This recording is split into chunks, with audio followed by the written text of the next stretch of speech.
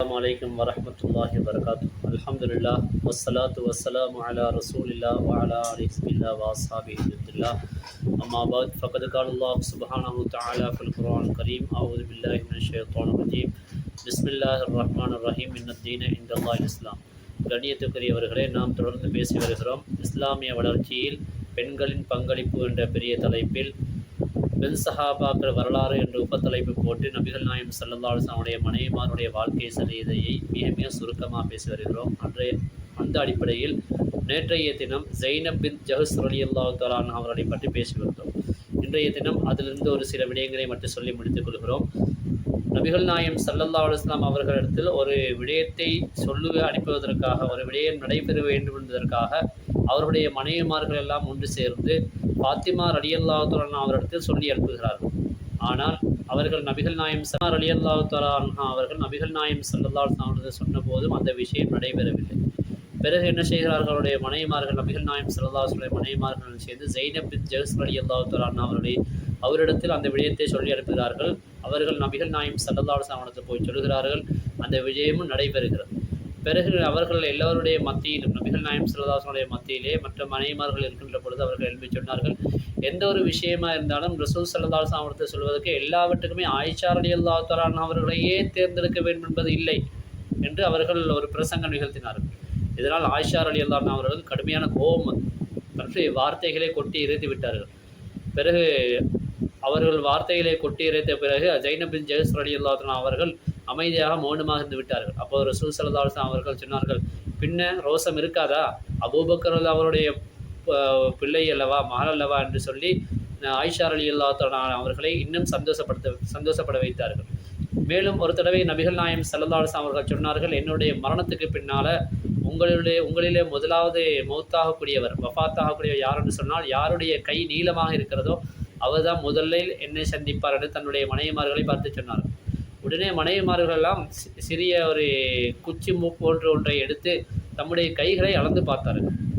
ஆனால் நபிகள் நாயகம் ஸல்லல்லாஹு அலைஹி வஸல்லம் அவர்கள் சொன்னது போல அந்த இடத்துல யாருடைய கை நீளமாக இருக்கிறது என்று பார்க்கின்ற பொழுது ஜைனப் பின் ஜஹஷ் ரலியல்லாஹு அன்ஹா அவருடைய கை அப்படி நீளமாக காட்டவில்லை. வேறொரு மனைவியுடைய கை தான் அங்கே நீளமாக காட்டுச்சு. ஆனால் நபிகள் நாயகம் ஸல்லல்லாஹு அலைஹி வஸல்லம் வஃபாத்துக்கு பின்னால் ஜைனப் பின் ஜஹஷ் ரலியல்லாஹு அன்ஹா அவர்கள் தான் முதல்ல வஃபாத்தானார், அவருடைய மனைவிமார்கள்.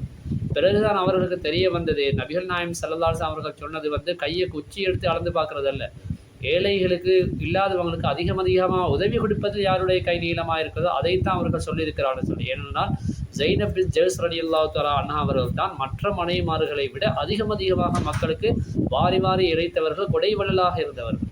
எந்த அளவுக்கு சொன்னால் அவர்கள் வஃபாத்தானது போது கூட ஏழைகள் மிகுந்த கவலைப்பட்டார்கள், தேடி வந்தார்கள் அவருடைய ஜனாதாவை பார்ப்பதற்காக. ஏன்னா அவங்களால கிடைச்சு கொண்டு இருந்தது, நிறைய கிடைச்சு கொண்டு இருந்தது, அதெல்லாம் இல்லாமல் போயிடுதே என்று சொல்லி அந்த கவலையில் ஏழைகள் நிறைய பேர் கவலைப்பட்டு கொண்டிருந்தாங்க. ஒரு தடவை உமர் ரலியல்லாஹு தஆலா அவர்கள் ஜைனப் பின் ஜஹஷ் ரலியல்லாஹு தஆலா அவர்களுக்காக 10,000 திர்ஹங்களை அனுப்புகிறாங்க. ஆனால் அவங்க அதுலேருந்து ஒரு பைசா கூட எடுக்கலை, ஒரு ரூபா கூட எடுக்கலை. அத்தனையுமே அவர்கள் என்ன செய்து விட்டார்கள்? ஏழைகளுக்கு கொடுத்து விட்டார்கள், சதகாவாக கொடுத்து விட்டு அவர்கள் அல்லாஹ்விடத்தில் ஒரு துவா செய்தார்கள், யா அல்லாஹ், இனிமேல் உமர் ரலியல்லாஹு தஆலா அன்ஹு அவர்கள் மூலமாக எனக்கு எதுவுமே கிடைக்கக்கூடாது என்று சொல்லி அல்லாஹ்விடத்தில் துவா செஞ்சாங்க. அல்லாஹ் அந்த துவாவை கபூல் செஞ்சான். உமர் ரலியல்லாஹுடைய காலத்திலேயே அவங்க என்ன செஞ்சாங்க? வஃபாத்தாகி விட்டாங்க. அவர்கள் வஃபாத்தாகின்ற பொழுது அவர்களுக்கு வயது 53, ஹிஜ்ரி 20வது வருஷத்தில் அவங்க வஃபாத்தாகிறாங்க. அப்போது அந்த நேரத்தில் அவங்க உலகத்தில் விட்டுட்டு போனது ஒரே ஒரு அவங்களுடைய வீடு மட்டும்தான். அந்த வீட்டை வலீத் இப்னு அப்துல் மலிக் என்று சொல்லக்கூடிய பின்னால் வரக்கூடிய ரலியல்லாஹு அன்ஹு அவர்கள் ஒரு கலீஃபா, அவர்கள் தம்முடைய காலத்தில் என்ன செஞ்சாங்க? 50,000 திர்ஹங்களை கொடுத்து அந்த வீட்டை வாங்கி மஸ்ஜிதுன் நபவியோடு சேர்த்து அந்த வீட்டை இணைச்சி வச்சுட்டாங்க என்று சொல்லி அவருடைய வரலாறு நமக்கு கூறி காட்டுறது. ஜைனப் ரலியல்லாஹு தஆலா அன்ஹா அவர்கள், ஜைனப் பின் ஜஹஷ் ரலியல்லாஹு தஆலா அன்ஹா அவர்கள் குட்டையானவர்கள், ஆனால் நல்ல அழகானவர்கள், நடுத்தரமான உடலமைப்பு கொண்டவர்கள். அதே போல் அவர்களுடைய அந்த நன்னடத்தைகள், அவர்கள் எளியவர்களுக்கு வழங்கி கொடுத்தது, வாரி கொடுத்தது எல்லாத்தையும் பற்றி ஆயிஷா ரலியல்லாஹு அன்ஹா அவர்கள் சொல்வார்கள், எங்களிலே யாரும் இதை போன்று வாரி வழங்குவதில் யாரையுமே நான் கண்டதில்லை, என்றாலும் அவரிடத்தில் சிறிது முன்கோபம் இருந்தது என்று ஆயிஷா ரலியல்லாஹு அன்ஹா அவர்கள் ஜைனப் பின் ஜஹஷ் ரலியல்லாஹு தஆலா அவர்களை பற்றி சொல்லியிருக்கிறார்கள். ஆக இப்படிப்பட்ட ஜைனப் பின் ஜஹஷ் ரலியல்லாஹு தஆலா அவர்கள் உமர் ரலியல்லாஹுடைய காலத்தில் தான் ஹிஜ்ரி 20வது வருஷத்தில் என்ன செய்கிறாங்க? வஃபாத்தாகிறார்கள். 53வது வயதிலே வஃபாத்தாகி அவர்கள் ஜன்னத்துல் பக்கியிலே நல்லடக்கம் செய்யப்படுகிறார்கள் என்பதை அவருடைய வரலாறு நமக்கு சுட்டி காட்டிக் கொண்டிருக்கிறது. எனவே இதுபோன்று இன்னும் நிறைய விடயங்களை நாம் கேட்டுக்கொள்ளக்கூடிய பாக்கியத்தை, அதே போன்று பயன்பெறக்கூடிய பாக்கியத்தை அல்லாஹ் எங்களுக்கும் உங்களுக்கும் தருவானாக. உங்களுக்கு இந்த வீடியோ பிடித்திருந்தால் மற்றவர்களுக்கும் ஷேர் பண்ணி லைக் சப்ஸ்கிரைப் பண்ணிக்கொள்ளுங்கள். தொடர்ந்து பார்த்திருங்கள். எல்லாம் வல்ல அல்லாஹ் சுப்ஹானஹு வ தஆலா இது போன்ற நிறைய விடயங்களை கேட்டு நம்முடைய வாழ்க்கையில் பயன்பெறக்கூடிய நிலைமையில் ஆக்குவதற்கு அல்லாஹ் தௌஃபீக் செய்வானாக. அஸ்ஸலாமு அலைக்கும் வரஹ்மத்துல்லாஹி வபரகாத்துஹு.